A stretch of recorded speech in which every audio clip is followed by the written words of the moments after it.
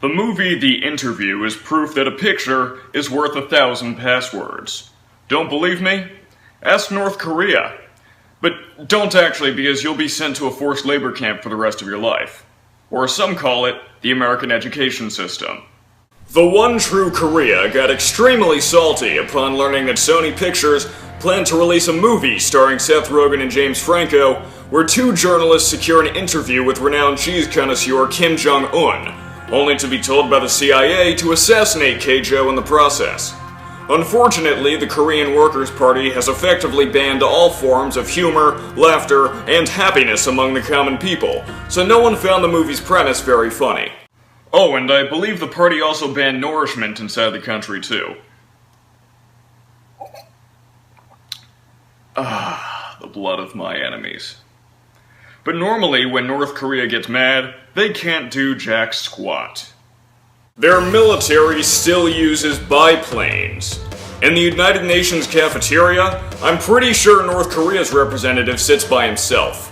When 97% of your country's roads aren't even paved, there's not much that you can do in terms of getting your way on the international playing field.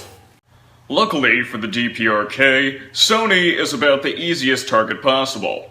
It's kinda like hacking candy from a baby, really.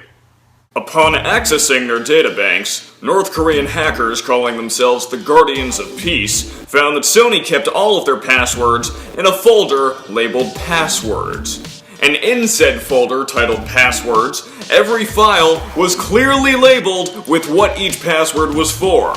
Computerpasswords.xls is an actual file in Sony's top-level corporate databanks. You can thank Sony Pictures' IT division for that. Sony thanked them in January 2014 by firing most of the department. My guess is that someone hid porn on their work computer and labeled the folder porn. Oh yeah, the folder was password protected, but the password was password. And the password for the folder was one of the documents in the passwords folder. Thanks to Sony's incompetence, the Guardians of Peace were able to retrieve over 100 terabytes of data from the databanks, such as footage, scripts, passwords, employees' personal information like bank account and social security numbers, and thousands of emails from Sony executives. You know, just the emails that are supposed to be protected better than anything else. The hack was so severe that Sony initially pulled the interview from theaters and got the FBI involved out of fear of further attacks. A few days later, Sony relented to massive public pressure and gave the film an unusual simultaneous release online and in select cinemas, which is unimportant except that it shows that communism will never win. America! It does beg the question, though. If hackers from a malnourished Stalinist paradise can make a company that generates $6.5 billion in revenue a year quake in fear and beg for mercy, what could a well-funded, well-coordinated cyber attack do to, say, the US government? It turns out that if you're not smart about it, quite a lot. Of course, we are talking about the US government here, so yeah, quite a lot. Let's talk drones for a moment. The US military did not encrypt the connection between drones and their control stations until 2010. They had known about the problem since 1996. It turns out that the military's low success rate with drone strikes was because militants could access live video feeds from drones with a $26 piece of software. Let's fast forward to September of 2011. Creech Air Force Base in Nevada, home to the majority of the US's drone fleet, is infected with a keylogger virus that tracks the movements of Predator drones. The Air Force Cyber Command knows about this for 2 whole weeks before deciding to do something about it. Both of these incidents were incredibly preventable breaches of security that were worsened because no one wanted to do anything about it. Now, it is true that both of these incidents occurred before the repeal of Don't Ask, Don't Tell, and they take that motto to heart. After all, soldiers getting viruses with contact through each other's hardware sounds pretty gay to me. They should have used protection. So what do Sony and the US Air Force have in common? They're lazy. That means lazy enemies, and that's not a good thing.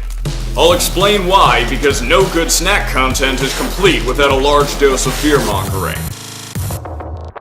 He's faster than a Comcast internet connection! More powerful than an Xbox One. Then again, what isn't? Able to leap tall firewalls in a single bound. Look, up in the cloud. It's a bird. It's a plane. It's a kid in his mom's basement.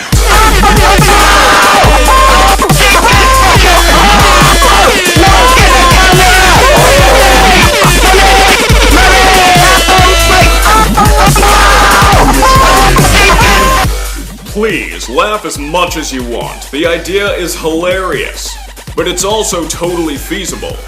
As much as that Call of Duty experience will help them on the battlefield, it's the technological know-how and moral ambiguity of today's youth that makes them dangerous. The date is September 30th, 2014.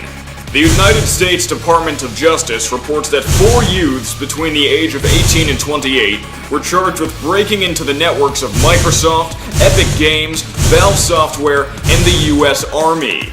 They stole information regarding the then unreleased Xbox One, financial information from Xbox Live, and gained pre-release copies of Gears of War 3 and Call of Duty Modern Warfare 3.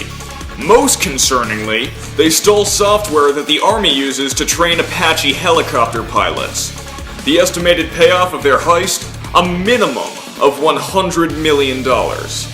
As long as they're fed a steady diet of video game entertainment and Mountain Dew Ritos, today's basement dwellers make the perfect soldier. You shouldn't doubt their capabilities. How can you kill something that has no life? Actually, by that logic, we at Snack are gonna live forever. The US Department of Homeland Security realized the massive potential of 11-year-old no-scopers back in March of 2013. They announced that they were seeking to fill 600 positions in their cybersecurity team with high schoolers. The kids of today are learning fast. First, they're changing their grades like in war games. Next thing you know, they're taking down North Korea's internet access after they insult President Obama. Look, cyber warfare is no laughing matter, even if those who commit it are totally laugh-worthy.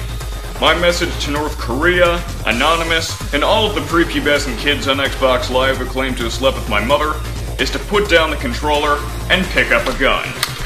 If your Call of Duty experience is anything to go by, you'll be fine. Now if you'll excuse me, I have some noobs to own.